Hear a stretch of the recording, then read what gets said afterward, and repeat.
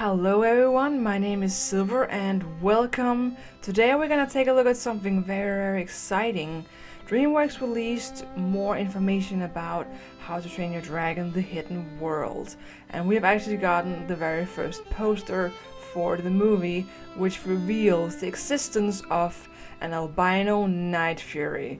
Now there has been so much speculation on what this dragon was going to look like. There's been so much fan art, so many recolors, so many fan fictions, so many concepts of what this dragon was going to appear as. And it's finally been revealed to us what this dragon is exactly going to look like. And I don't think it's anything anyone could have expected. Because this Night Fury is very different from Toothless. Let's take a look at the poster here. It's a very impressive poster with all the colors and the overall setting indeed. So today we're going to talk about what we can see in this poster. We're going to talk about what it possibly means. And of course we're going to talk about the design of the Night Fury. And what the story is possibly going to be like. So let's just jump right into it and talk about the design of the albino Night Fury, which is probably the most interesting thing. So at first when I saw this I was really confused about it, because I do believe that she looks very young, and I say she because I'm pretty sure it's definitely certain to say that this is a female Night Fury. There's no doubt there, this is definitely going to be a female. Because in the second movie, Toothless' age was distinctive by the number of ear flaps or whiskers or what you want to call them that he had on his cheek and chin, and Volk had determined him to be around Hiccup's age. He might very well be the last of his kind. Oh, and look! He's your age! Wow. Oh, no wonder you get along so well. Now when we look at this White Night Fury, she only has 6 flaps, potentially 6. There's only 4 visible ones, but we can kind of imagine that she has the 2 ones on the back of her head, just like Toothless has. She might not though, and then she only has 4. We can't really know that, but between 4 and 6. So that's a very low number compared to Toothless, and this Night Fury would be a juvenile, really. It would be very young if we go by that same age identification as was used in the second movie. And then you could probably waste the question that is females' age determined differently from males? I still think it's a bit of a stretch, and I think it's a shame if DreamWorks has just forgotten what they have established with the age of Night Furies. And if this dragon indeed is very young, then it's kind of difficult for me to see if they're gonna have some sort of romantic relation, which they probably are, knowing DreamWorks and knowing what everybody's been expecting. I find that peculiar and a little bit strange, but I'm just gonna let that rest there until we have more information about this dragon. Her ears are also extremely short. This could also be a female identification, that difference from the male. So I'm not really going to complain too much about that. She does look a little bit strange with the small ears. She looks a little bit like a cat, even more a cat than Toothless does. Also her head is a little bit shorter. It's bigger, it's more round and not as long. So again, she looks a lot more like a cat than Toothless does actually. Her eyes are blue, and I for one really would have wanted to see some red eyes, because a lot of albinos are known to have red eyes. But I actually read up on the matter, and it turns out that most mammals with albinism actually has blue eyes, or really light eyes, really like white eyes, almost transparent in some cases, but mostly blue eyes. The same goes for birds in most cases. But then I looked into reptiles, and reptiles actually does happen to have red eyes or white eyes, really clear eyes, when they have albinism. So I would say that the choice of giving her blue eyes is partially accurate, because they are dragons, so we can't really determine exactly how their genetics would react compared to what we know in real life.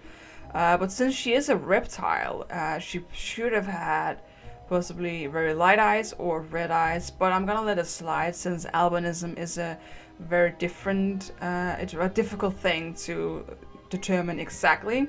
So I'm okay with the blue eyes. I'm not as angry as I thought I was gonna be. I think it's alright. She looks extremely smooth compared to Toothless. Toothless has all these scales. He also has wear. We can see some scars on him, which I personally really like, because it shows a Night Fury that's had a pretty hard life, because he's been battling a lot alongside Hiccup and everyone else. He looks overall very rough, where she's really, really smooth. She doesn't even appear to have that many large scales. She seems to be almost sparkling a little bit with really, really tiny scales. Even on her feet, she doesn't have those huge scales as Toothless does. But this kind of makes sense if she lives underground, because the background and everything around them looks like it's taking place underground, and the hidden world is something that has been living beneath them somewhere. And since the sun hasn't been able to reach here, it couldn't have damaged her skin, so she would have very smooth skin with very limited cracks and very limited exposure to wear from the outside world or the world above. So actually I'm also willing to accept that. It's actually rather accurate if she does indeed live underground her entire life. And I'm also a little bit upset about the fact that she's white, because it just seems a little bit cliche. It seems a little bit too unlikely that of all the Night Furies that are still alive, they find one white one. I understand it's probably to make it more like, oh my god, it's a white Night Fury and it's alive, and oh my god, and to make it stand out compared to Toothless. But still, I think that's very lucky. That's the odds of that are extremely tiny. Unless, however, all of the dragons that live underground here have evolved to have this really light skin, this really pale white skin, that they all have the same albinism mutation. Because we see dragons in the background, and from what I can tell, none of them are Night Furies. They are Monster's Nightmare, and I think I see a Sibylbag and a few others that we might recognize. So if all of these are white as well, and this is just an entire world of dragons that has adapted to have very pale colors, then I would let it. Then I'll be more acceptable towards it. It's not a deal breaker. I think it's all right. I mean, they want to make it dramatic, and a lot of people have been wanting it, so I understand why they decided to do it. I'm not too friendly with the design. She looks very, very like a sausage, really. She doesn't have much of any edges, really, and compared to Toothless, who has all these details and everything, she actually looks very cartoony. She looks like she's a lower rendering than Toothless is. I'm sure that's gonna change in the actual movie, but just from this picture, she looks a lot more unrealistic, where Toothless actually has some realistic aspects to him. So I think that's a shame. But I mean, I think she looks alright. I don't think it's anything to be upset about, because she's alright. And I think that when we get the trailer out, we're gonna know more about her, and we're gonna see her from different angles possibly, and we'll kind of discover what everything is about.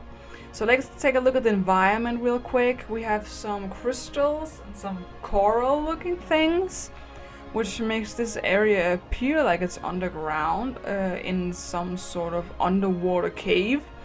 However, in the background we see dragons flying, so I doubt that this is the case.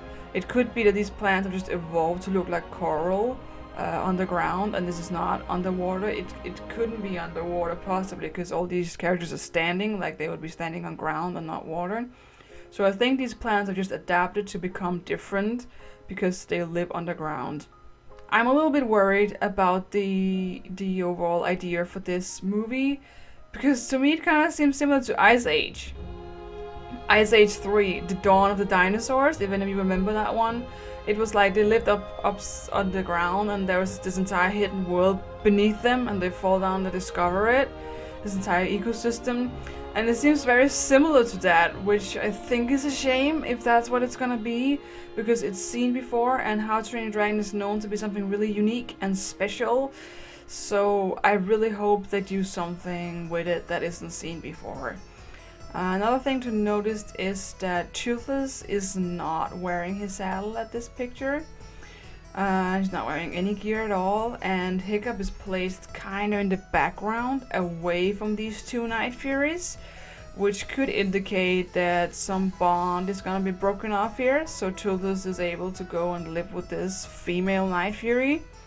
Because the overall setting definitely focuses on these two dragons, which also is concerning to me because How to Train Your Dragon was special because of the bond between Toothless and Hiccup.